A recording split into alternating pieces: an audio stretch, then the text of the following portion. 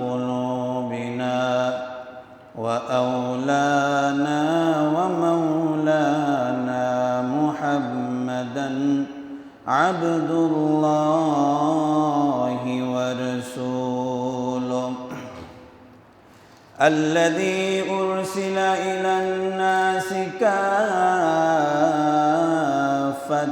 للناس بشيرا ونذيرا وداعيا إلى الله بإذنه سراجا وقمرا منيرا فقد قال الله تبارك وتعالى في كلامه المجيد وفي فرقان الحميد أعوذ بالله من الشيطان الرجيم بسم الله الرحمن الرحيم إنا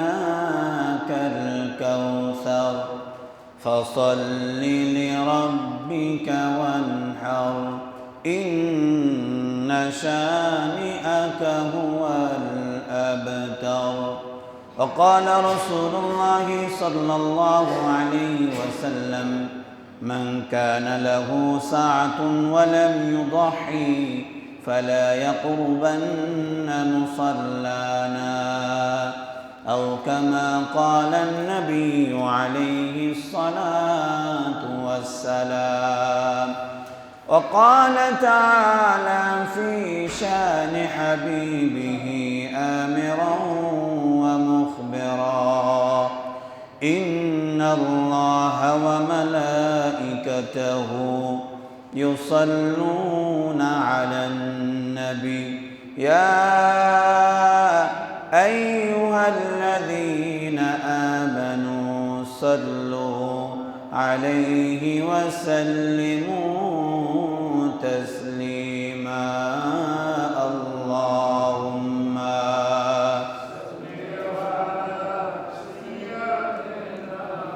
مولانا محمد وعلى مولانا محمد الحمد لله সমস্ত তারিফ ও প্রশংসা সেই মহান আল্লাহ রাব্বুল ইজ্জাতের দরবারে যে আল্লাহ রাব্বুল আলামিন আপনাকে আমাকে সুস্থ অবস্থায় ঈমানি হালতে জুমার দিন জুমার মসজিদে জুমার পূর্ব মুহূর্তে কোরআন এবং হাদিস থেকে কিছু কথা বলার এবং শোনার সুযোগ তৌফিক পরিস্থিতি দান করলেন সেই মহান আল্লাহ রাব্বুল ইজ্জাতের দরবারে শুকরিয়া আদায় করছি সকলেই পড়ছি আলহামদুলিল্লাহ লক্ষ কোটি দুরূদ ও সালাম বর্ষিত হোক নবী কুল শিরোমণি আকায়ে নামদার তাজদার মদিনা দুলালে আমিনা আহমদ মজদবা মুহাম্মদ মুস্তাফা সাল্লাল্লাহু আলাইহি ওয়াসাল্লামের প্রতি সকলের সমস্যার একসাথে পড়ছি সাল্লাল্লাহু আলাইহি ওয়াসাল্লাম। সম্মানিত উপস্থিতি, আমরা সকলেই অবগত আছি ইনশাআল্লাহ আগামীকাল আমাদের দেশে ঈদুল আযহা। আল্লাহ রাব্বুল আলামিন এই ঈদুল আযহা এর খুশি উদযাপনের জন্য সকলকেই আদেশ করেছেন, যদিও আল্লাহ রাব্বুল আলামিনের কুরবানি তাদের উপরেই ওয়াজিব করেছেন যে সমস্ত মানুষগুলোকে আল্লাহ রাব্বুল আলামিন সম্পদ দিয়েছেন। আল্লাহ রাসূল সাল্লাল্লাহু আলাইহি ওয়াসাল্লাম ইবনে মাজার 3123 নম্বর হাদিস عن أبي هريرة رضي الله تعالى عنه قال قال رسول الله صلى الله عليه وسلم من كان له سعة ولم يضحي فلا يقربن مصلانا أو كما قال النبي عليه الصلاة والسلام। আল্লাহ রাসূল সাল্লাল্লাহু আলাইহি ওয়াসাল্লাম বলেন, যে আল্লাহ রাব্বুল আলামিন যাকে সামর্থ্য দিয়েছে, যাকে সম্পদ দিয়েছে, তবুও কুরবানি করল না, আল্লাহ রসুল বলে এই ব্যক্তি যেন ঈদগাহে নাস। নাউযুবিল্লাহি মিন যালিক। এখন বিষয় হচ্ছে যে আপনার আমার প্রশ্ন থাকতে পারে, তাহলে কতটুকু সম্পদ থাকলে, কতটুকু মালের মালিক হলে আমাকে কুরবানি দেয়া লাগবে? ইমামে আজম ইমাম আবু হানিফা রহমতুল্লাহি আলাইহি বলেন যে একজন মানুষের কাছে ঈদের দিন অথবা ঈদের পরের দিন অথবা ঈদের তৃতীয় দিন, এই 3 দিন যদি তার প্রয়োজনীয় আসবাবপত্র, প্রয়োজনীয় সম্পদের থেকে অতিরিক্ত জাকাত সমপরিমাণ, সমতুল্য পরিমাণ সম্পদ তার হাতে চলে আসে, হঠাৎ করে এতগুলো সম্পদ বা এতগুলো টাকার মালিক সে হয়ে যায়, তাহলে সেই ব্যক্তিকে ঈদের দিন, ঈদের পরের দিন, ঈদের তৃতীয় দিন, এই দিনগুলোর মধ্যে এই টাকা সমপরিমাণের মালিক হলে তাকে কুরবানি দেওয়া লাগে। জাকাতের পরিমাণ আমরা সকলেই জানি, 52.5 ভরি বা তোলা রূপার মূল্য যার কাছে থাকবে তাকে কুরবানি দেওয়া লাগবে। কুরবানি না দিলে আল্লাহ রাসূল সাল্লাল্লাহু আলাইহি ওয়াসাল্লাম বলেন, মান কানা লাহু সাআতুন ওয়া লাম ইউদহি ফালা ইয়াকরুবান্না মুসাল্লানা, সে যেন ঈদগাহে জানাজায় নামাজে উপস্থিত না হয়, যাকে আমি আল্লাহ রাব্বুল আলামিন সামর্থ্য দিয়েছে তবুও কুরবানি দেয়নি। সম্মানিত উপস্থিতি, কুরবানি আমরা সকলে জানি যে সব পশু দিয়ে কুরবানি আমরা করে থাকি, সেই পশুগুলো হচ্ছে উট, গরু, মহিষ, দুম্বা, ভেড়া, ছাগল, এই জাতীয় জিনিস দ্বারাই কুরবানি করার বিধান রয়েছে। এখন আপনার আমার যদি টাকা থাকে অতিরিক্ত, উট দিতে পারি, তবে অতিরিক্ত টাকা আছে তাই বলে কোনো ব্যক্তি হরিণ কুরবানি দিতে পারবে না, মাসালার মধ্যে নাই। সম্মানিত উপস্থিতি, এই উটের বয়স আমরা সকলে জানি, উট যদি কুরবানি দিই তাহলে সর্বনিম্ন বয়স হওয়া লাগবে 5 বছর। গরু বা মহিষ কুরবানি দিলে বয়স হওয়া লাগবে 2 বছর। ছাগল কুরবানি দিলে বয়স হওয়া লাগবে 1 বছর। ভেড়া এবং দুম্বার ক্ষেত্রে কিছু কিছু মুহাদ্দিসিনগণ মতামত দিয়েছেন এইরকম, যদি ভেড়াটা অথবা দুম্বাটি মনে হয় যে 1 বছর বয়সের হয়ে গিয়েছে, কিন্তু বয়স 6 মাস, 7 মাস, 8 মাস, কিন্তু দেখে মনে হয় যে গায়ে গতরে বড় হয়ে গেছে, 1 বছর বয়সের মতো মনে হচ্ছে, তাহলে ভেড়া অথবা দুম্বা 6 মাস পার হলে কোরবানি দেয়া যাবে। সম্মানিত উপস্থিতি, আল্লাহ রাব্বুল আলামিন আপনাকে আমাকে কোরবানির বিধান দিয়েছেন, তবে এই কোরবানি আপনি আমি যেই পশুগুলো দ্বারা দিব, এই পশুগুলোর দিকে খেয়াল রাখা লাগবে যে পশুগুলো যাতে করে অসুস্থ, দুর্বল, অন্ধ, ল্যাংড়া জাতীয় না হয়। আবু দাউদ শরীফের 2802 নম্বর হাদিস, আল্লাহ রাসূল সাল্লাল্লাহু আলাইহি ওয়াসাল্লাম বলেন, আরবাউন লা তাজুজু ফিল আদাহি। আল্লাহ রাসূল সাল্লাল্লাহু আলাইহি ওয়াসাল্লাম বলেন যে তোমরা যে কুরবানি যে পশুকে দিবা, সেই পশু যাতে করে অন্ধ না হয়, ল্যাংড়া না হয়, এবং এমন দুর্বল যাতে করে না হয় যে পশুটা কি বলে শরীরে শক্তি নাই যে হেঁটে যেই জায়গায় কোরবানি দিব সেই জায়গা পর্যন্ত হেঁটে আসতে পারবে, এবং অসুস্থ যাতে করে না হয়, সবল সুস্থ দেহের অধিকারী এই রকম দুম্বা, উট, গরু, মহিষ এগুলো কোরবানি দেওয়া লাগবে। আল্লাহ রাব্বুল আলামিন বিষয়গুলো বোঝার তৌফিক দান করুন, সকলে বলি আমিন। সম্মানিত উপস্থিতি, আপনাকে আমাকে আল্লাহ রাব্বুল আলামিন যাদেরকে কোরবানির সামর্থ্য দিয়েছে, তারা তো আমরা যাদেরকে আল্লাহ রাব্বুল আলামিন সামর্থ্য দিয়েছে, কেউ হয়তো গোটা একটা খাসি দিই অথবা কেউ গোটা একটা কি বলে গরু কোরবানি দিই। এখন বিষয় হচ্ছে যে মিলে কোরবানি দেয়া যাবে কিনা। আমরা সকলে জানি যে যৌথভাবে কোরবানি দেয়া যাবে। আবু দাউদ শরীফের 2808 নম্বর হাদিস, আল্লাহ রাসূল সাল্লাল্লাহু আলাইহি ওয়াসাল্লাম বলেন, জাজুরু আন সাবাতি ওয়াল বাকারাতু সাবাতিন। আল্লাহ রাসূল সাল্লাল্লাহু আলাইহি ওয়াসাল্লাম বলেন, যদি উট হয় তাহলে উটের মধ্যে 7 ভাগ দেয়া যাবে, যদি গরু হয় তাহলে গরুর মধ্যে 7 ভাগ দেয়া যাবে। বলেছেন কে? নবী করিম সাল্লাল্লাহু আলাইহি ওয়াসাল্লাম। এখন আপনি আমি অনেক আলেম ওলামার কথায় বিভ্রান্ত হয়ে অনেকে বলে যে ভাগে কোরবানি দিলে কি বলে কোরবানি না দেওয়াই ভালো, সমস্ত কোরবানির টাকাটাই নষ্ট হয়ে যেতে পারে। তো এই ক্ষেত্রে আমি অবশ্যই খেয়াল রাখব যে আমি যার সাথে কোরবানি দিচ্ছি এই ব্যক্তির চলাফেরা, উপার্জন, তার মন মানসিকতা কেমন, এই বিষয়টার দিকে খেয়াল রাখা। যদিও কিছু আলেম ওলামা ঘোষণা দিয়েছেন এইরকম যে একসাথে যৌথভাবে কোরবানি দিয়েছেন, অন্যের যদি গোশত খাওয়ার নিয়ত থাকে, অন্যের যদি টাকা হারাম থাকে, বাকি মানুষগুলোর কোরবানির মধ্যে সমস্যা হবে না। তবে প্রশ্ন হচ্ছে এইরকম যে আমি যদি খেতে বসি আর এই খাওয়ার স্থানটা যদি বাথরুমের পাশে হয়, তাহলে কি আমি যারা আমরা সাধারণ বিবেকের মানুষ বাথরুমের পাশে কি খেতে বসবো না? কেন? কারণ পাশে মল মূত্র, আবর্জনা, অপবিত্র জিনিস রয়েছে। তো এই ক্ষেত্রে আমি কোরবানি দিব, কোরবানি একটি ইবাদত, ইবাদতের ক্ষেত্রে আমার সাথে আরেকজনের পচা গন্ধ, অপবিত্র হারাম টাকা আমার কোরবানির সাথে যুক্ত হচ্ছে, এটা না করাটাই শ্রেয়। খেয়াল করে বুঝে শুনে এমন ব্যক্তিগুলোর সাথে কোরবানি দেয়া, যে ব্যক্তিগুলোর টাকা সম্পর্কে, যে ব্যক্তিগুলো সম্পর্কে আমি অবগত রয়েছি। তবুও যারা আমরা ভাগে কোরবানি দিয়ে থাকি, 7 জন, 5 জন, 3 জন, জয়জনই দিয়ে থাকি না কেন, যে কয়জনই আমরা কোরবানি দিব, আগে গরু কেনার আগে পরামর্শ করে নিয়াতটাকে ঠিক করে নেওয়া যে ভাই আমরা কোরবানি দিচ্ছি, আমাদের নিয়াতটা যেন পরিশুদ্ধ থাকে, যে আল্লাহ রাব্বুল আলামিনকে রাজি খুশি করার জন্য। সম্মানিত উপস্থিতি, আল্লাহ রাব্বুল আলামিন এ কোরবানির হুকুম, এ কোরবানির বিধান আপনার আমার উপরে বর্তন করেছে। সম্মানিত উপস্থিতি, এ কোরবানি আল্লাহ রাব্বুল আলামিনের দেয়া। এ কোরবানি দেওয়ার আগে আপনাকে আমাকে অবশ্যই 6টা জিনিস বিষয়ে জ্ঞান রাখতে হবে। 6টা বিষয়ে খুব গুরুত্বের সাথে বিষয়গুলো আমাকে খেয়াল রাখার দরকার। 1 নাম্বার, বিশুদ্ধ নিয়াত হওয়া লাগবে।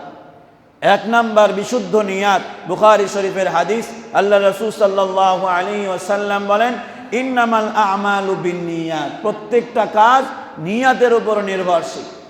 দুঃখ আর পরিতাপের বিষয়, কোরবানি আমি দিয়ে থাকি, কিন্তু কোরবানি দেওয়ার ক্ষেত্রে অনেক মানুষের নিয়াতটা এইরকমই থাকে যে প্রতি বছরই কোরবানি দিই, এই বছর না দিলে মানুষজন কি বলবে? ঘোষপাড়া মানুষের মনে এরকম নিয়াত করে না। এরকমই আমি যতটুকু জানি এইরকমই বলে থাকে যে সারা বছর কোরবানি দিই, এইবার যদি কোরবানি না দিই, ছেলে সন্তান আছে, পাড়া মহল্লার মানুষ বলবে কোরবানি দেয়নি, একটা বেইজ্জতির ব্যাপার, মানুষ যাতে করে কোনো কথাবার্তা না বলে, এই জন্য কোরবানি দিচ্ছি। সম্মানিত উপস্থিতি, কোরবানিটা একমাত্র কাকে রাজি খুশি করার উদ্দেশ্য? আল্লাহকে। তো এই জন্য কোরবানি দেয়াটা এইরকম যেন না হয় যে প্রতি বছর দিয়ে থাকি, এই বছর না দিলে মানুষ মন খারাপ করবে, বরং এইরকম নিয়াত হতে পারে যে প্রতি বছরই কোরবানি দিই, এই বছর কোরবানি না দিয়ে সওয়াব থেকে বঞ্চিত হতে পারবো না, প্রতি বছরই যেহেতু কোরবানি দিই, কষ্ট হলেও এই বছর কোরবানি দিব, এমন নিয়াত করতে পারবো তো ইনশাআল্লাহ। 2 নাম্বার, হালাল টাকা হতে হবে।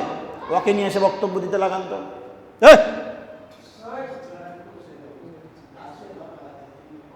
বক্তব্য দেয়। 2 নাম্বার, আপনার আমার খেয়াল রাখা লাগবে যে আমি কোরবানি দিচ্ছি, কোরবানির টাকাটা হালাল কিনা। এখন বিষয় হচ্ছে আমরা যারা মধ্যবিত্ত, আমাদের প্রত্যেকটা টাকা, প্রত্যেকটা পয়সায় হালাল, কিন্তু যারা অনেক সম্পদের অধিকারী, সেই সমস্ত মানুষগুলোর কাছে আবদার থাকবে যে সেই সমস্ত মানুষগুলো হয়তো ব্যাংকের লোনের সাথে জড়িত, হারাম কোনো উপার্জনের সাথে জড়িত, এই জায়গাগুলো থেকে অবশ্যই আমাকে খেয়াল রাখা লাগবে। 2 নাম্বার, যে হালাল টাকা দিয়ে কোরবানি দেওয়া লাগবে, না হলে এই টাকা দিয়ে কোরবানি হবে না। 3 নাম্বার, কোরবানি দেওয়ার আগে, কোরবানির আগেই আল্লাহ রাব্বুল আলামিন আরো একটি বিধান সূরা কাউসারের মধ্যে বলেছেন, ইন্না আ'তাইনাকাল কাউসার ফাসাল্লি লিরাব্বিকা ওয়ানহার ইন্না শানিয়াকা হুয়াল আবতার। আল্লাহ রাব্বুল আলামিন বলেন ফাসাল্লি লিরাব্বিকা ওয়ানহার, আগে নামাজ, এরপরে কোরবানি। আগে কি? নামাজ। তো কুরবানি কবুল হওয়ার জন্য সর্বপ্রথম বা কবুল হওয়ার শর্তগুলোর মধ্যে একটা শর্ত যে আপনাকে নামাজি হওয়া লাগবে। যে বেনামাজি, আপনি তো আপনি যেটা মেন সেটাই পালন করলেন না, এখন যেটা নামাজের পরের যেটা বিধান রয়েছে এটা পালন করছেন, আপনার কুরবানি কবুল হচ্ছে কিনা এর বিষয়ে সন্দেহান রয়েছে। সম্মানিত উপস্থিতি, এরপরে 4 নাম্বার, কুরবানিটা হতে হবে আল্লাহ রাব্বুল আলামিনের সন্তুষ্টির জন্য, আল্লাহ রাব্বুল আলামিনকে রাজি খুশি করার জন্য। এর মাঝে অন্য কোনো উদ্দেশ্য রাখা যাবে না। এরপরে 5 নাম্বার, কুরবানি দাতা তাকওয়া ওয়ালা হওয়া লাগবে। তাকওয়া ওয়ালা অর্থাৎ আল্লাহর ভয় আপনার কলবের মধ্যে থাকা লাগবে।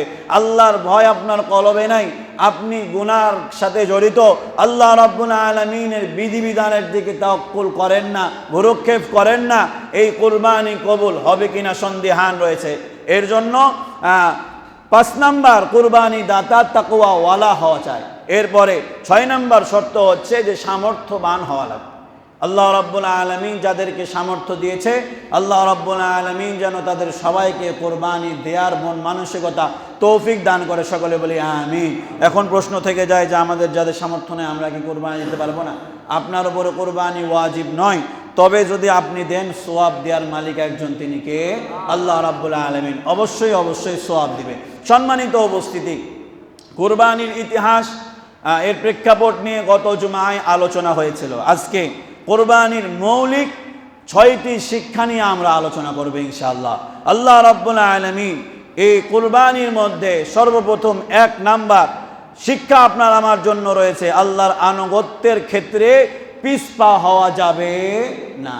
হযরত ইব্রাহিম আলাইহিস সালাতু ওয়াস সালামকে আল্লাহ রাব্বুল আলামিন স্বপ্ন যোগে আদেশ করলেন যে আপনি কুরবানি করেন আপনার প্রিয় বস্তুকে। রব্বানা وقال إني ذاهب إلى ربي سيهدين ربي هب لي من الصالحين فبشرناه بغلام حليم। আল্লাহ রাব্বুল আলামিন স্বপ্ন যোগে আদেশ করলেন তুমি তোমার প্রিয় বস্তুটাকে আল্লাহর জন্য কুরবানি করো। ইব্রাহিম আলাইহিস সালাতু ওয়াস সালাম চিন্তা করে দেখলেন আমার কাছে সবচাইতে প্রিয় বস্তু আমার সন্তান। অনেক বছর বয়সে, 86 বছর বয়সে সন্তান আমি পেয়েছি, বুড়াতি বয়সে সন্তান আমার সম্বল, এই সন্তান সব চাইতে আমার কাছে প্রিয়। আল্লাহ রাব্বুল আলামিন যেহেতু আমাকে আদেশ করেছে, আল্লাহর আদেশের সামনে পিছপা হওয়া যাবে না। আল্লাহ যেহেতু আদেশ করেছে সন্তানকে আমি কুরবানি দিব, এর মাঝে কোনো সন্দেহ নাই। ইব্রাহিম আলাইহিস সালাতু ওয়াস সালাম সন্তানকে যেমন কুরবানি দিতে পিছপা হয় নাই, কুরবানির মৌলিক শিক্ষাগুলোর মধ্যে একটা আপনার আমার জন্য এইটা যে আল্লাহ রাব্বুল আলামিনের আদেশ পালন করার ক্ষেত্রে পিছপা হওয়া যাবে না। মনে থাকবে তো ইনশাআল্লাহ? সম্মানিত উপস্থিতি, এরপরে 2 নাম্বার হচ্ছে আল্লাহর রাস্তায় নিজের প্রিয় বস্তু দান করতে হবে। শিক্ষা 2 নাম্বার শিক্ষা এইটা যে ইব্রাহিম আলাইহিস সালাতু ওয়াস সালামকে আল্লাহ রাব্বুল আলামিন বললেন তুমি তোমার প্রিয় বস্তু আল্লাহর রাস্তায় দান করো। ইব্রাহিম আলাইহিস সালাতু ওয়াস সালাম কি পিছপা হয়েছে? একটু আওয়াজ দিয়ে বলেন, পিছপা হয়েছে? পিছপা হয় নাই। উনি উনার সন্তান ইসমাঈল আলাইহিস সালাতু ওয়াস সালামকে আল্লাহর জন্য কুরবানি করতে প্রস্তুত হয়ে গিয়েছেন। আল্লাহ রাব্বুল আলামিন 4 নাম্বার পারার শুরুর আয়াত কালামে হাকিমের মধ্যে বলে লন তানালুল বিররা হাত্তা তুনফিকু মিম্মা তুহিব্বুন। আল্লাহ রাব্বুল আলামিন বলে সেই ব্যক্তি ততক্ষণ পর্যন্ত প্রকৃত মুমিন হতে পারবে না যেই ব্যক্তি তার প্রিয় বস্তু আল্লাহর রাস্তায় দান না করবে। এর মানে আপনি আমি আল্লাহ রাব্বুল আলামিনের জন্য আপনার আমার কাছে সবচাইতে প্রিয় বস্তু সর্বপ্রথম জান, এরপরে তো মাল। আল্লাহ রাব্বুল আলামিন সূরা হুমাযার মধ্যে বলেন ওয়াইলুল লিকুল্লি হুমাযাতিন লুমাযা আল্লাযী জামাআ মালান ওয়া আদ্দাদা। যারা কাফের, যারা মুশরিক, যাদের ঈমানের মধ্যে ভেজাল রয়েছে, যারা আল্লাহ রাব্বুল আলামিনের প্রতি পূর্ণাঙ্গভাবে বিশ্বাস রাখে না, যে সমস্ত মানুষগুলো সম্পদকে গচ্ছিত রাখে, আল্লাহ রাব্বুল আলামিন বলে এই সমস্ত সম্পদগুলোই তাকে জাহান্নামে নিয়ে যাবে। আল্লাহ রাব্বুল আলামিন দান করার ক্ষেত্রে বলেছে যে তুমি তোমার প্রিয় বস্তুটাকে আল্লাহর রাস্তায় দান করো। আবু দাউদ মুসলিম শরীফের 2993 নম্বর হাদিস, মুসলিম শরীফের মধ্যে হাদিসটি আসছে। আল্লাহ রাব্বুল আলামিনের পয়গম্বর মুহাম্মদুর রাসূলুল্লাহ সাল্লাল্লাহু আলাইহি ওয়াসাল্লাম বলেন, হাদিসে কুদসি আল্লাহ রাসূল বলেন যে আল্লাহ রাব্বুল আলামিন বলেন, ইয়া বানি আদম, ইয়া বানি আদম আনফিক উনফিক আলাই, হে মানব জাতি, হে মানব সকল, তোমরা আল্লাহর রাস্তায় দান করো, সঠিক রাস্তায় আল্লাহর রাস্তায় তোমরা বেশি বেশি দান করো। আল্লাহ রাব্বুল আলামিন বলেন আনফিক উনফিক আলাই, তোমরা যদি নেক কাজে খরচ করো আমি আল্লাহ রাব্বুল আলামিন তোমাদেরকে দেব। সুবহানাল্লাহি ওয়া বিহামদিহি। মুহাদ্দিসিনগণ ব্যাখ্যা করেন যে যেই ব্যক্তি আল্লাহকে রাজি খুশি করার উদ্দেশ্যে যত বেশি দান করবে আল্লাহ রাব্বুল আলামিন তাকে তত বেশি দেবেন। বলুন না সুবহানাল্লাহ। আল্লাহ রাব্বুল আলামিন বলেন, মাসালুল লাযীনা ইউনফিকুনা আমওয়ালাহুম ফী সাবিলিল্লাহি কামাসালি হাববাতিন أنبتت 7 سنابل في كل سنبلة 100 حبة। আল্লাহ রাব্বুল আলামিন বলে যেই ব্যক্তি আমার রাস্তায় 1 টাকা দান করলো, আল্লাহ রাব্বুল আলামিন বলেন সে 1 টাকা দান করলো, এই 1 টাকাটাকে আমি আল্লাহ লালন পালন করে বড় করি। কেমনে বড় করি? আল্লাহ নিজেই বলেন একজন মানুষ যখন শস্য বপন করে, একটা বীজ বপন করে, এই বীজ থেকে 7টি দানা হয়, প্রত্যেকটা দানায় 100 করে দানা থাকে প্রত্যেকটা শীষে। আল্লাহ রাব্বুল আলামিন বলে প্রত্যেকটা শীষে 100 করে দানা থাকে, 7টা শীষ থাকে। আমি আল্লাহ রাব্বুল আলামিন সর্বনিম্ন 1 টাকা দান করার কারণে আমি আল্লাহ রাব্বুল আলামিন তার আমল নামায় সর্বনিম্ন 7 টাকা দান করার সওয়াব লিখে দিই। বলুন না সুবহানাল্লাহ। সম্মানিত উপস্থিতি, এর মানে আপনি আমি যত নেক কাজে খরচ করব, আপনার আমার নেক কাজে খরচ করার পরে আপনাকে আমাকে দিবেন একজন, তিনি কে? সম্মানিত উপস্থিতি, কোরআনুল কারীম এর সারাংশের মধ্যে এই দানের ক্ষেত্রে একটি বিষয় এই রকম উপলব্ধি করা যায় যে আল্লাহ রাব্বুল আলামিন বান্দার সাথে দানের ক্ষেত্রে এক ধরনের চ্যালেঞ্জ করেছে যে বান্দা মান জাআ বিল হাসানাতি ফালাহু আশরু আমসালিহা, এ বান্দা তুমি দুনিয়াতে আমার রাস্তায় 1 টাকা দেবে, আমি আল্লাহ দুনিয়ায় তোমাকে 10 টাকা দান করব। বলুন না সুবহানাল্লাহ। তাহলে বান্দাকে আল্লাহ রাব্বুল আলামিন চ্যালেঞ্জ করেছে যে তুই দিবি 1 টাকা, আমি আল্লাহ তোরে দেব 10 টাকা। কথার মধ্যে কি কোনো সন্দেহ আছে? সন্দেহ আছে।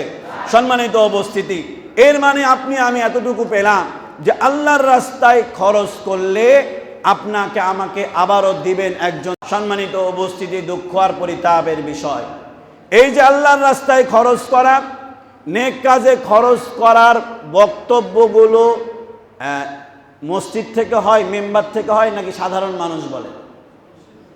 মেম্বার থেকে হয়, মসজিদ থেকে হয়।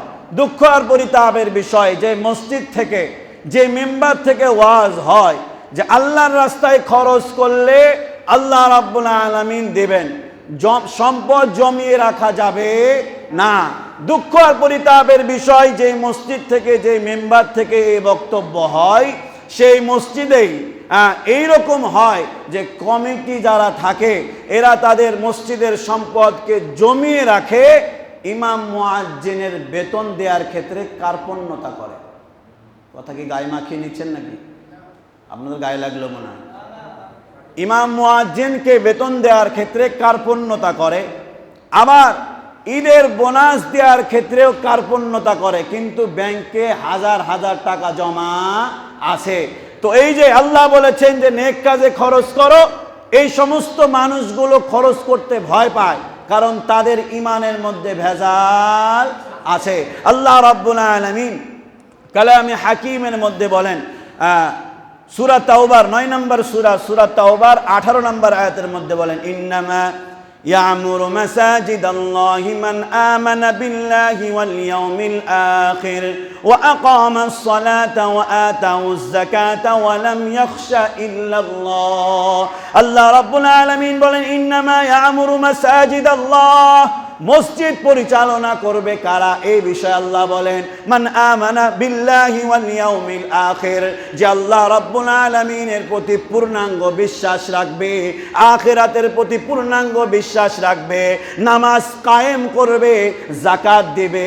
আল্লাহ রাব্বুল আলামিন বলেন এমন ব্যক্তিরাই মসজিদ পরিচালনা করবে। দুঃখের পরিতাপের বিষয় যে আমাদের সমাজে, আমাদের দেশে মসজিদগুলো পরিচালনা করে এমন সব ব্যক্তিগুলো সরকারি চাকরি করত, রিটায়ারমেন্ট পেয়েছে, রিটায়ার্ড পাওয়ার পরে আর কোনো কাজ নাই। ওই যে 40 লাখ 20 লাখ 25 লাখ টাকা পেয়েছে, ব্যাংকে রেখে দিয়েছে, ওই ব্যাংকের সুদের টাকা উঠায় খায় আর মসজিদের সভাপতিগিরি করে, এমন নাই? এই সমস্ত মানুষগুলোর কলব সংকীর্ণ। এই জন্যই তো মসজিদে বয়ান হচ্ছে, ইয়া বানি আদম আনফিক উনফিক আলাই, খরচ করো আল্লাহ তোমারে দিবে। কিন্তু সেই মসজিদের কমিটি এই কথা বলে, ফান্ডে কম টাকা আছে, আপনারা যদি বোনাস দিয়ে দিই তাহলে আমাদের চলবে কিভাবে? এই কথাটা বলেছে কেন? কারণ তার ঈমান পূর্ণাঙ্গ নাই। এখন আপনারা বলবেন যে হুজুর মনে হয় বোনাস মনে হয় পাননি নাকি? বোনাস আমি পেয়ে গেছি ফুল, বুঝছেন? আমাদের মসজিদে দুই ঈদে ফুল বোনাস। যেহেতু রেকর্ড হচ্ছে, কথাগুলো বাইরে যাবে, দুঃখ আর পরিতাপের বিষয় আমাদের অনেক বন্ধু বান্ধব ফোন দিয়ে কান্না করে যে তারা যখন বোনাসের কথা বলে, মসজিদ কমিটি বলে আপনার বিবেক বলতে কিছুই নাই। তো আমার মসজিদে কথা বলছি না, যেহেতু কথাগুলো বাইরে যাবে, তবুও যদি কথাগুলো শুনে কোনো মসজিদ কমিটির বিবেকটা খোলে। আমাদের রাজশাহীর এই অঞ্চলটাতে আলহামদুলিল্লাহ অধিকাংশ মসজিদে ফুল বোনাস দেওয়া হয়, কিন্তু আবার কিছু মসজিদে মুয়াজ্জিন সাহেবের বেতন হলো 6000 টাকা, বোনাস দেয় অর্ধেক। এখন বলেন তো দেখি, এই মানুষটা তার কি সংসার নাই? তার কি পরিবার নাই? তাকে বোনাস দেওয়ার ক্ষেত্রে বলে যে মসজিদে টাকা কম, কিন্তু ওই সভাপতি আবার অন্য জায়গায় গিয়ে বুক ফুলিয়ে বলে আমার মসজিদে 10টা এসি, প্রতি মাসে 30,000 টাকা কারেন্ট বিল দিয়ে আসে, গর্বের সাথে বলে। আবার বলে আমার ফান্ডে সবসময় 1 লক্ষ 2 লক্ষ টাকা জমিয়ে রাখি, বেতন 1 তারিখের পরই হয়নি, 1 তারিখেই দিই। কিন্তু বোনাস দেওয়ার ক্ষেত্রে, বেতন বাড়িয়ে দেওয়ার ক্ষেত্রে বলে যে হুজুর আপনার কি কোনো বিবেক নাই? তার মানে এই মসজিদ থেকে ঘোষণা হচ্ছে যে বান্দা নেক কাজে খরচ করো আল্লাহ দিবে। এই মসজিদে আমার আমল হয় না কেন? আল্লাহ রাব্বুল আলামিন বলেন, ইন্নামা ইয়ামুরু মাসাজিদাল্লাহি মান আমানা বিল্লাহি ওয়াল ইয়াউমিল আখির। আল্লাহর উপরে পূর্ণাঙ্গ বিশ্বাস যদি ওই সভাপতির, ওই সেক্রেটারির, ওই কমিটির থাকতো, তাহলে বলতো যে হুজুর আপনার নামে আমরাই কুরবানি দিচ্ছি, অতিরিক্ত 2-3 হাজার টাকা আপনারে বোনাস দিলাম যে আপনি মশলা টসলা কিনে রান্না করেন। কথা বলেন ঠিক কিনা? সম্মানিত উপস্থিতি, আল্লাহ রাব্বুল আলামিন যেন এই জায়গা থেকে মসজিদ কমিটিগুলোকে উত্তীর্ণ হয়ে ইমাম, মুয়াজ্জিন, খাদেমদের প্রতি ন্যায় বিচার করার তৌফিক দেয়। সকলে বলে আমিন।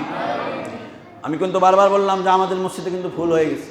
আমি বলছি যে ভিডিও যেহেতু হচ্ছে, এটা লাইভ হচ্ছে, কোনো কমিটির যদি বিবেক খোলে, কোনো মসজিদ কমিটির যদি বিবেক খুলে, তাহলে আশা করা যায় ইনশাল্লাহ আমরা কামিয়াব হতে পারবো। সম্মানিত উপস্থিতি, আপনার আমার দ্বিতীয় নাম্বার শিক্ষা হচ্ছে যে আল্লাহর রাস্তায় আপনার আমার প্রিয় বস্তু কুরবানি দান করতে পিছপা হওয়া যাবে না। সম্মানিত উপস্থিতি, তৃতীয় নাম্বার যে আল্লাহ রাব্বুল আলামিন, তৃতীয় নাম্বার শিক্ষা, তাকওয়া ভিত্তিক সমাজ পরিচালনা করা লাগবে। তাকওয়া ভিত্তিক জীবন আপনাকে আমাকে পরিচালনা করা লাগবে। কুরবানির ইতিহাস, হযরত আদম আলাইহিস সালাতু ওয়াস সালামের 5 নম্বর সূরা মাইদার 27 নম্বর আয়াতের তাফসীর খুলে দেখবেন। পরের যে কথাগুলো হবে মনে করবেন যে মনে হয় হুজুর দলের দিকে নিয়ে গেল। কারো যদি সন্দেহ মনে হয়, তাফসীর ইবনে কাসির, তাফসীর ফি জিলালিল কোরআন, এগুলো খুলে দেখবেন। এরপরে আমার সাথে পরে কথা বলতে আসেন। আল্লাহ রাব্বুল আলামিন সূরা মাইদার 27 নম্বর আয়াতের মধ্যে বলেন, ওয়াতলু আলাইহিম নাবা আবনাই আদম বিল হক إذ قربا قربانا فتقبل من أحدهما ولم يتقبل من الآخر قال لأقتلنك قال إنما يتقبل الله من المتقين আল্লাহ রাব্বুল আলামিন আপনার আমার পয়গম্বরকে বলে, হে নবী, আপনি আপনার উম্মতদেরকে জানায় দেন, আল্লাহ রাব্বুল আলামিন আদম আলাইহিস সালাতু ওয়াস সালামের সময় থেকে কুরবানির বিধান জারি রেখেছে। হযরত আদম আলাইহিস সালাতু ওয়াস সালামের দুইজন সন্তান ছিল। ওই সময়ের নিয়ম ছিল, যেহেতু গোটা পৃথিবীতে মানুষ নাই আদম আর হাওয়া ছাড়া, হাওয়া আলাইহিস সালাতু ওয়াস সালামের গর্ভে জোড়া জোড়া সন্তান হতো, একটা ছেলে আর একটা মেয়ে। হযরত আদম হাওয়া আলাইহিস সালাতু ওয়াস সালামের গর্ভ থেকে সন্তান হলো একজন মেয়ে আর একজন ছেলে, এরপরে আবার আরেকজন মেয়ে আর একজন ছেলে, যাদের নাম হচ্ছে হাবিল আর কাবিল। মেয়েগুলোর নাম অধিকাংশ কিতাবের মধ্যে দেয়া নাই। এই হাবিল আর কাবিলের এই দুইজনের মধ্যে আল্লাহ রাব্বুল আলামিনের বিধান ছিল যে বিয়ে দেওয়া লাগবে কিভাবে। ওই সময়ে নিয়ম ছিল, একসাথে যে দুইজন জন্ম হয়েছে এই দুইজন হচ্ছে ভাই বোন। আগের যারা জন্ম হয়েছে তারা নিজের ভাই বোন, অর্থাৎ ওই ভাই এই বোনকে বিয়ে করবে, এই ভাই ওই বোনকে বিয়ে করবে। বুঝতে পেরেছেন তো? মানে একসাথে যারা জন্ম হয়েছে, এই ধরেন ভাই বোন, এই ভাই এই বোনকে বিয়ে করবে, এই ভাই এই বোনকে বিয়ে করবে, এটা নিয়ম ছিল ওই সময়ে। তো এবার আদম আলাইহিস সালাতু ওয়াস সালাম যখন বিয়ে দিবে, বিয়ে দেওয়ার এই সময়ে কাবিল আদম আলাইহিস সালাতু ওয়াস সালামকে বলল, বাবা, হাবিলের সাথে যে কি বলে আমার সাথে যে বোন আমার জন্ম হয়েছে, এই বোনটা অতিরিক্ত সুন্দরী, আমি একেই বিয়ে করব। আপনি হাবিলের পক্ষ হয়ে এই সুন্দরীর সাথে আপনি বিয়ে দিতে যাচ্ছেন। আদম আলাইহিস সালাতু ওয়াস সালাম বললেন যে আমি কোনো কিছুই আল্লাহর হুকুম ছাড়া করি না। আদম আলাইহিস সালাতু ওয়াস সালাম বললেন, আল্লাহ রাব্বুল আলামিনের পক্ষ থেকে ফয়সালা যে তোমরা দুইজন কুরবানি দিবা, যার কুরবানি কবুল হবে এই হচ্ছে ওই সুন্দরীকে বিয়ে করতে পারবে। এবার যখন হুকুম দেয়া হলো, হাবিল আর কাবিল দুইজন কুরবানি দেবে। হাবিল ছিল পশু পালন করত, এগুলো সে দেখাশোনা করতো, এগুলো তার কাজ ছিল। আর কাবিল ছিল শস্য ফলাদি উৎপাদিত করত। তো হযরত আদম আলাইহিস সালাতু ওয়াস সালাম যখন এই কথা বলল, দুইজন ভাই কুরবানির জন্য তাদের সামগ্রী নিয়ে এক জায়গায় আসলো। হাবিল সে খুব একগ্রতার সাথে আল্লাহ রাব্বুল আলামিনের হুকুম পালন করার জন্য, কুরবানি দেওয়ার জন্য এসেছে। আর কাবিল দেখানোর জন্য তার সম্পদ থেকে যেগুলো একটু নরমাল ছিল সেগুলো কুরবানি দেওয়ার জন্য নিয়ে আসলো। আল্লাহ রাব্বুল আলামিনের পক্ষ থেকে ওই সময় নিয়ম ছিল, আকাশ থেকে এক ধরনের আগুন এসে যার কুরবানি কবুল করত, তার কুরবানির আসবাবপত্র মালামালগুলোকে আল্লাহ রাব্বুল আলামিন পুরাই দিতেন। সুবহানাল্লাহ ওয়া বিহামদিহি। আমি তো এই হাদিসটা পড়লেই তো চিন্তা করি, এই নিয়ম যদি আমাদের এখনো থাকতো, তে কুরবানি দেওয়ার মানুষ একজনও পাওয়া যেত না। কি বলেন? তো এর সর্বনাশ, এই এত টাকা দিয়ে কুরবানির গরু কিনলে পুরে সায়, একটা গোস্ত খেতে পাওয়া যায় না, এ কুরবানি দেওয়া যাবে না, এরকম আমরা অজুহাত বের করতাম। আমি তো ওই যে বারবার যে কথাটি বলি যে আপনার আমার পয়গম্বরের আপনি আমি উম্মত হতে পেরেছি, এর শুকরিয়া আদায় করার জন্যই তো যদি সারা জীবন সেজদায় পড়ে থাকি, শুকরিয়া আদায় করে শেষ করা যাবে না। এবার যখন কুরবানি, আল্লাহ রাব্বুল আলামিনের পক্ষ থেকে আগুন এসে হাবিলের যে পশু পাখি ছিল সেগুলোকে জ্বালিয়ে শেষ করে দিয়েছে, তার কুরবানি কবুল হয়ে গিয়েছে। এবার কাবিল রাগান্বিত, কাবিল তার বাবা আদম আলাইহিস সালাতু ওয়াস সালামকে বলে যে তুমি হাবিলের পক্ষ নিয়েছো, এই জন্য আল্লাহ তার পক্ষ নিয়েছে। এবার কাবিল তার ভাইকে বলে ক্বালা লা আকতুলান্নাক, কাবিল তার ভাই হাবিলকে বলে, ভাই ক্বালা লা আকতুলান্নাক, আমি এখন আপনাকে হত্যা করব। বড় ভাই হাবিল বলে ক্বালা ইন্নামা ইয়াতাকাব্বালুল্লাহ, এরে ভাই আল্লাহ রাব্বুল আলামিন যার কুরবানি কবুল করেছে তারটাই পুরাইছে, এখানে কিছু করার নাই, তুমি যে আমারে মারতে চাচ্ছ। বড় হাবিল ডাক দিয়ে বলে ইন্নামা ইয়াতাকাব্বালুল্লাহু মিনাল মুত্তাকিন, আমি প্রমাণিত হয়েছি আমি মুত্তাকিদের অন্তর্ভুক্ত। সম্মানিত উপস্থিতি, এই জায়গা থেকে আপনার আমার শিক্ষা কি? যে আল্লাহ রাব্বুল আলামিনের হুকুম, যে হুকুম আল্লাহ দান করবে যে কাবিল ওই মেয়েকে বিয়ে করবে, হাবিল এই মেয়েকে বিয়ে করবে, বিধানটা কার ছিল? আওয়াজ দিয়ে বলেন কার ছিল? তো এই সর্বক্ষেত্রে আল্লাহ রাব্বুল আলামিনের হুকুম মানা আপনার আমার জন্য আবশ্যকীয়। এই জায়গা থেকে আপনার আমার জন্য শিক্ষা, যারা জীবনের সব ক্ষেত্রে আল্লাহর হুকুম মানে না, এদের কুরবানিটা কি হাবিল মার্কা না কাবিল মার্কা? কাবিল মার্কা। কারণ এরা এদের জীবনের সর্বক্ষেত্রে আল্লাহর হুকুম মানে নাই। সম্মানিত উপস্থিতি, আপনি আমি হয়তো এখন এই যে কথাগুলো বলবো গায়ে লাগতে পারে। আপনার আমার পারিবারিক জীবন, ব্যক্তিগত জীবন, পারিবারিক জীবন, রাষ্ট্রীয় জীবন, সব জীবনটা পরিচালনা হবে কার আদেশ মতে? বলেন কার আদেশ মতে? আপনার আমার কি জীবন সেই মতে পরিচালিত হয়? কিছু মানুষ তো বলেই ফেলেছে যে রাষ্ট্রের মধ্যে ধর্ম ঢুকানো যাবে না। আলেম ওলামারা ধর্ম ব্যবসায়ী বলেনি, মনে হয় কেউ বলেছে, আমাদের চাঁপাইনবাবগঞ্জের এক এমপি বলেছে যে ইমাম আলেম ওলামারা ধর্মকে রাজনীতির সাথে ঢোকায়। রাজনীতির ইসলামের মধ্যে রাজনীতি নাই। কোরআনুল কারীমের মধ্যে একটা আয়াত আছে 7 পারার মধ্যে, আল্লাহ রাব্বুল আলামিন বলেন ওয়াকাতাবনা আলাইহিম ফিহা আন্নান নাফসা বিন নাফসি ওয়াল আইনা বিল আইনি ওয়াল আনফা বিল আনফি ওয়াল উযুনা বিল উযনি ওয়াস সিন্না বিস সিন্নি ওয়াল জুরুহা কিসাস। আল্লাহ রাব্বুল আলামিন বলে, কেউ যদি তোমাকে কানা করে তুমিও তারে কানা করে ফেলো, কেউ যদি তোমার হাত কেটে দেয় তার তুমি হাত কাটবে। তো এই বিচারগুলো যে বাস্তবায়ন করবে ব্যক্তি নাকি রাষ্ট্র? ব্যক্তি নাকি রাষ্ট্র? বুঝতে পারেননি আমার কথা? এই বিচারগুলো কি ব্যক্তিগতভাবে করা হয় নাকি রাষ্ট্রীয়ভাবে করা হয়? তো কোরআনের আইন যদি ওই রাষ্ট্রের মেন জায়গায় না যায়, তাহলে আল্লাহ কেন ওই আয়াত নাজিল করলেন? আর আল্লাহ রাসূল সাল্লাল্লাহু আলাইহি ওয়াসাল্লাম রাষ্ট্রনায়ক ছিল নাকি গোলাম ছিল? একটা আওয়াজ দিয়ে বলেন, রাষ্ট্রনায়ক ছিল নাকি সাধারণ মানুষ ছিল? সম্মানিত উপস্থিতি, এই জন্য আপনার আমার জীবনের সর্বক্ষেত্রে কার অনুযায়ী পরিচালনা করা লাগবে? আল্লাহ রাব্বুল আলামিনের আইন অনুপাতে।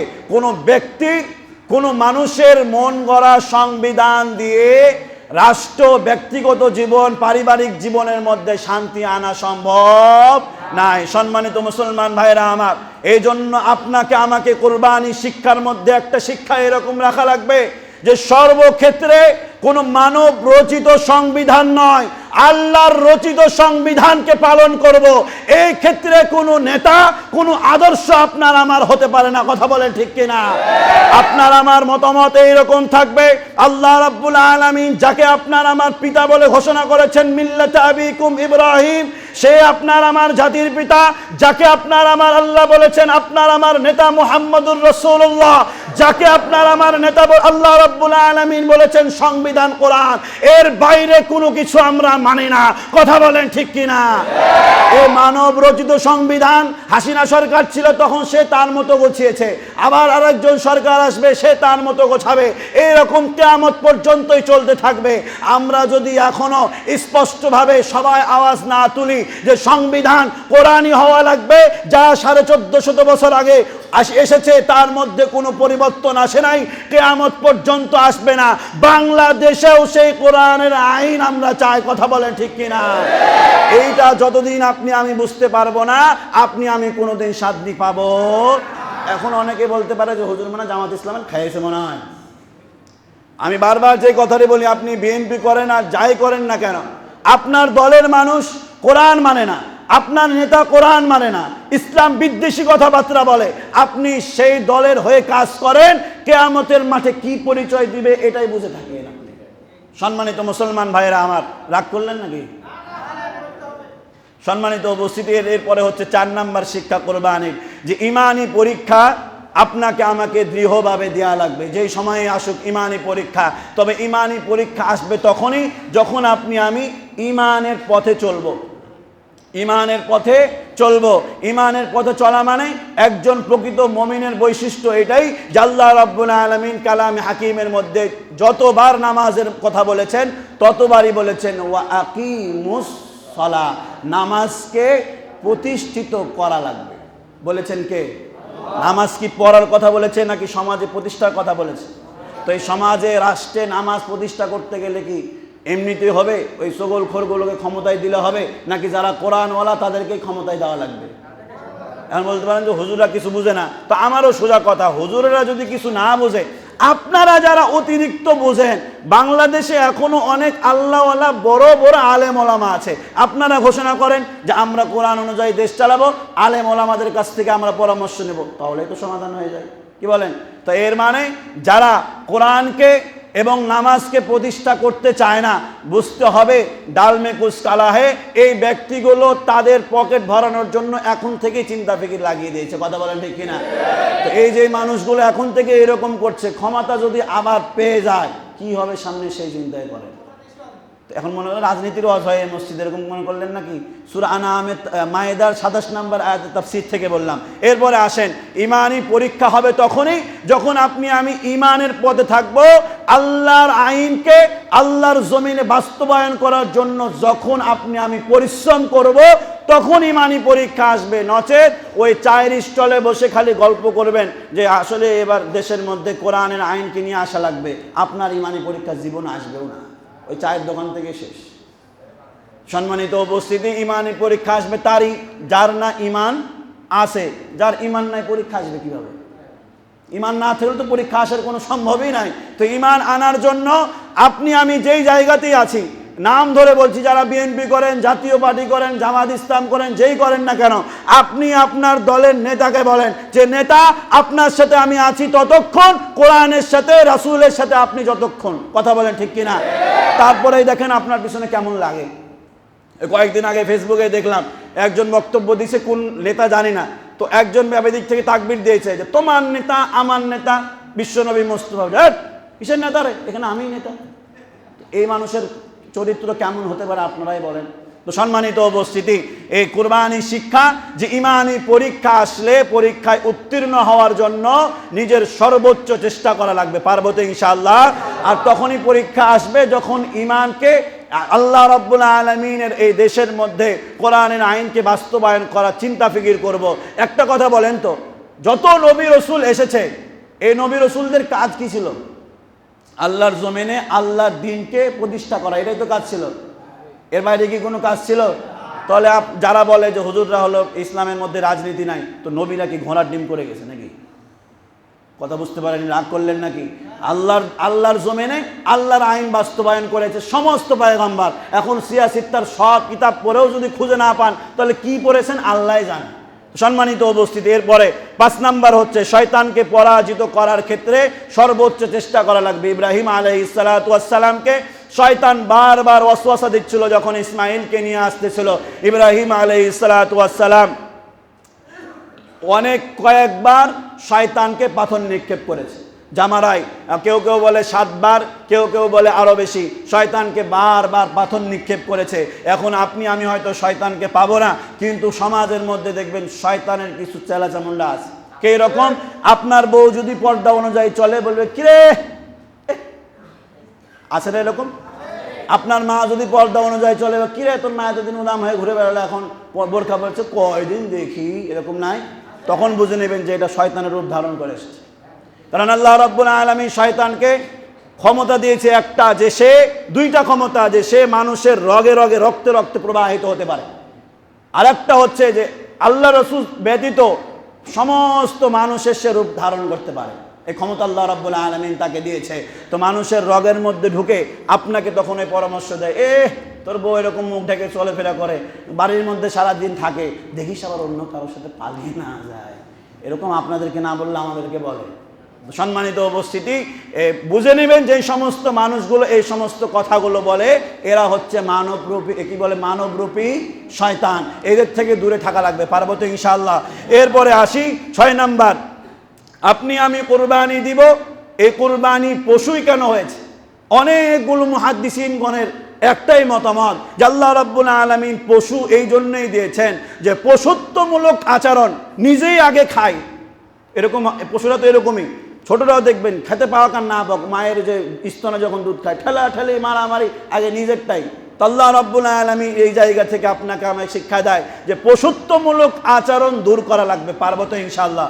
আল্লাহ রাব্বুল আলামিন এই বিষয়গুলো আপনাকে আমাকে সামনে রেখে আমল করার তৌফিক দান করুক। কুরবানি আগামীকাল ইনশাআল্লাহ হবে। কুরবানি দেওয়ার ক্ষেত্রে নিজেই কুরবানি দেওয়া সর্বোত্তম। তবে আলেম ওলামারা বলে একই কথা, তবে আমি এই জায়গা থেকে একটু পিছনে হতে চাই যে কোরবানি কি সারা বছরে কয়েকবার হয় নাকি একবার হয়? তো একবার কোরবানিটা সুন্দরভাবে করবেন নাকি এমনিতেই করবেন? কোরবানির কিছু দোয়া রয়েছে।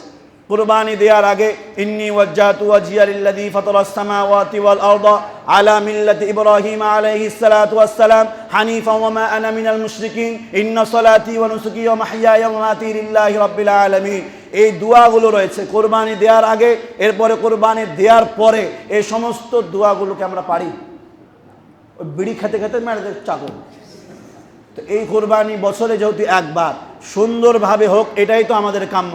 এখন অনেক আলেম ওলামারা এই বক্তব্যই দেয় যে হলো নিজেরা নিজেদের কোরবানি করে নিন। এটা কেন বলে জানেন? আমরা তো ফেসবুকে দেখি যে অমুক বড় হুজুর বলেছে। তা আমি যেটা যোগ বিয়োগ করে পেয়েছি যে এই সমস্ত হুজুরগুলো কিন্তু ঢাকায় থাকে, বুঝেছেন?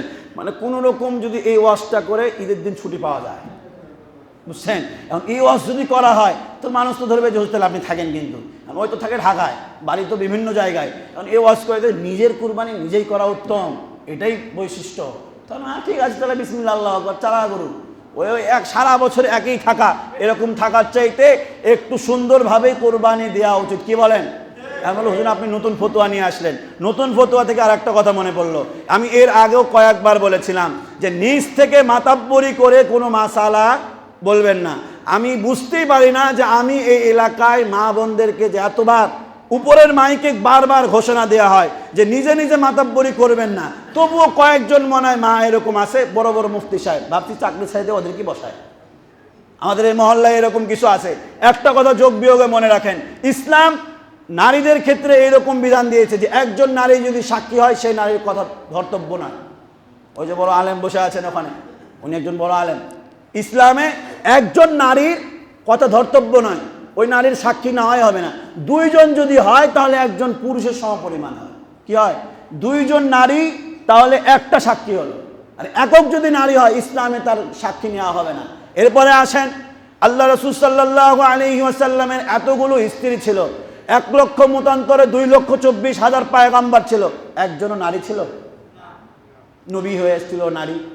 তো এর মানে মাসালা মাসাইল ইসলাম বিধি বিধানের ক্ষেত্রে সব জায়গায় নারীরা একটু কম বুঝে। এখন আমরা হাসিনাকে যদি সরকার বানিয়ে দিই তাহলে তো অবস্থা এরকমই হবে। পুরুষ মানুষ আর মহিলা কখনো এক হতে পারে না। হ্যাঁ, তবে পরামর্শ বুদ্ধি একবারে লোপ পেয়ে আমরা যে বলি হাঁটুর তলে বুদ্ধি, তা না, তাদেরও বুদ্ধি আছে, তবে তাদের মতামত নিয়ে চলা যাবে না। কোন ক্ষেত্রে? যে ইসলামের ক্ষেত্রে। কয়েকজন মা নাকি রোজা ছিল, আজকে আরাফার রোজা ছিল, আর একজন কে নাকি ফতুয়া ছেড়ে দিয়েছে শুক্রবারে রোজা রাখা যাবে না, কয়েকজন রোজা ভেঙেও দিয়েছে। কি বলবেন? বড় বড় মুফতি সাহেব, আমি জানি না, তবে এতটুকু আমি সংবাদ এইরকম ভাবে উড়া আসে যে এলাকায় নাকি কিছু মা আছে এরকম যে মিলাদ করে বেড়ায়, আছে নাকি? আমাকে কয়েকজন বলেছে যে এই সমস্ত মানুষগুলো উল্টাপাল্টা মাসালা বলে বেড়ায়। কয়েকদিন আগে একজন মা আমাকে বলছে যে বাবা 3টার আগে নাকি বলে সেহরি করলে নাকি রোজাই হবে না, ফতুয়া দিয়ে দিয়েছে। এখন ওই মহিলা সে মনে করছে রোজাই হবে না, আর ওই রোজাই ভেঙে ফেলেছে। তো এই সমস্ত মাসালা মাসাইলগুলো মহিলাদের থেকে আসে। এর আগেও একদিন আপনাদেরকে বুঝিয়ে বলেছিলাম যে শুক্রবারকে কেন্দ্র করে রোজা রাখা যাবে না। কি বলেছিলাম? যে শুক্রবার কেন্দ্রিক, আজকে শুক্রবার এ রোজা রাখলাম, এরকম রোজা রাখা যাবে না। তবে আজকের দিনটা কিসের দিন? জিলহজ মাসের 9 তারিখ আমাদের অনুপাতে আরাফার রোজা। তো আজকের আরাফার রোজা রেখেছি নাকি শুক্রবারের রোজা রেখেছি? এতটুকু যোগ বিয়োগ যদি বুঝে না আসে ওই মহিলা, তাহলে মহিলা ফতুয়া দেয় কিভাবে? অনেক মা বোন নাকি রোজাও ভেঙে ফেলেছে। এই সমস্ত মহিলাগুলোকে বেঁধে রাখেন, তো তাছাড়া উপায় নাই আমাদের। ফতুয়া দিয়ে দিচ্ছে এরকম। আর একটা ফতুয়া এরকম পেয়েছিলাম যে মহিলাকে জিজ্ঞেস করেছে যে হলো আমার স্বামী প্যারালাইসিস, হাত পা লড়াতে পারে না, তাহলে তার লজ্জাস্থানের চুলগুলো কিভাবে কাটবো? উদাম করে কাটিয়ে নেবে। উদাম করে যে কাটবে, লজ্জাস্থানের চুল কাটাকে ফরজ নাকি নফল? নফল। কি ফরজ নাকি নফল? নফল। আর কি বলে লজ্জাস্থান ঢেকে রাখা কি ফরজ? কি মুফতি সাহেব চিন্তা করেন, ফরজ বাদ দিয়ে আগে নফলটা কর, তারপরে দেখছি। তো এই মহিলাদের থেকে কোনো ফতোয়া নেওয়া যাবে? সহজ বিষয়টা কি বুঝতে পেরেছেন সকালে ইনশাআল্লাহ? আল্লাহ রাব্বুল আলামিন আপনাকে আমাকে সঠিক বিষয়গুলো বোঝার তৌফিক দান করুক। আগামীকালকে যেহেতু ঈদ, সময় পার হয়ে গেছে, রাগ করেছেন নাকি কেউ? অনেক শিক্ষামূলক কথাবার্তা হলো। আল্লাহ রাব্বুল আলামিন কালকে আমাদেরকে সুন্দরভাবে ঈদ উদযাপন করার তৌফিক দান করুক, সকলে বলি আমিন। প্রতি ফরজ নামাজের পরে তাকবীরে তাশরিক জোরে জোরে বলা পুরুষদের জন্য ওয়াজিব। তাকবীরে তাশরিক কি? আল্লাহু আকবার, আল্লাহু আকবার, লা ইলাহা ইল্লাল্লাহু, আল্লাহু আকবার, আল্লাহু আকবার, ওয়ালিল্লাহিল হামদ। এটা পুরুষ মহিলারা আসতে বলবে, পুরুষদেরকে বলা লাগবে। এবং এই তাকবীরটা জোরে জোরে বলতে বলতে ঈদগাহে যাওয়া লাগবে। এটা হচ্ছে এই ঈদের বৈশিষ্ট্য। এবং ঈদগাহে যাওয়ার আগে না খেয়ে যাওয়া এবং এসে কুরবানি দিয়ে উত্তম হচ্ছে কুরবানির গোশত দিয়ে নাস্তা করা। তো এই জন্য চিন্তা করবেন যে তাড়াতাড়ি ঈদের নামাজ পড়ে এসে কোরবানিটা দেওয়া। হুজুর ঈদের নামাজ কয়টা ঈদগাহে বলেনি কিছু? যটাতেই হোক আমরা যে তাড়াতাড়ি এসে কোরবানি দিব। আল্লাহ রাব্বুল আলামিন এই ছোট ছোট বিষয়গুলোকে সামনে রেখে আপনার আমার মহামূল্যবান কোরবানিটাকে যেন আপনার আমার জীবনের সুন্দরভাবে চলার মাধ্যম হিসাবে কবুল করে। সকলে বলি আমিন। ওয়া আখিরু দাওয়ানা আলহামদুলিল্লাহি রাব্বিল আলামিন। আসসালামু আলাইকুম ওয়া রাহমাতুল্লাহি ওয়া বারাকাতুহু।